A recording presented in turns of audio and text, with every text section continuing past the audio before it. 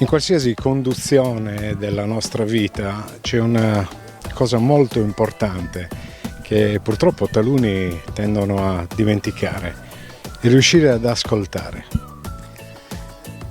Questa è effettivamente una grande verità. L'ascolto spesso non è di tutti. È una delle cose che riscontriamo quotidianamente in tutti i settori, è quello che qualsiasi professionista tende a non ascoltare l'altro. E io ho imparato in tutti questi anni che ascoltare è importantissimo perché ti aiuta a capire o ragionare su argomenti e su situazioni che effettivamente non avevi pensato, perché sei preso dal quotidiano e dunque pensi a quelle che sono le grandi strategie o le grandi idee che persegui tutti i giorni.